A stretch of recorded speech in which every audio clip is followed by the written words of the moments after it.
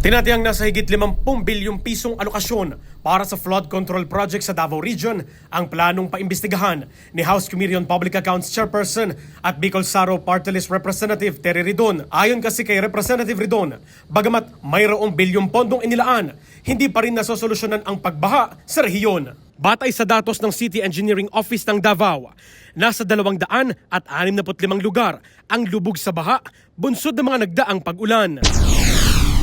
Ito din po definitely na makita rin ho natin yung pong impact ng mga flood control systems within Davao City and within Davao Region. Kasi I'm quite certain, malaki din po talaga yung pondo na iginugol. Sinagundahan naman ito ni House Committee on Human Rights Chairperson at Manila 6th District Representative Bienvenido Benny Abante at sinabing dapat harapin ni Davao City Mayor Baste Duterte ang record ng kanyang pamilya at ibahagi kung saan nga ba talaga napunta ang pondong kanilang natanggap noong panahon pa ng Administrasyong Rodrigo Duterte.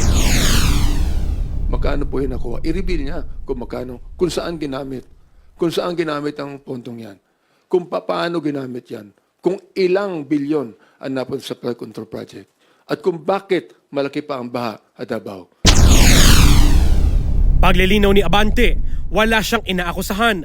Sadyang hindi lang niya ikinatuwa ang pangungustyon ng alkalde sa ginagawang investigasyon ng pamahalaan. Suportado naman ni Rep. Abante ang panukala ni Manila Mayor Isko Moreno Dumagoso na pag-iimbestiga sa 4 na bilyong halaga ng flood control projects sa Kamaynilaan.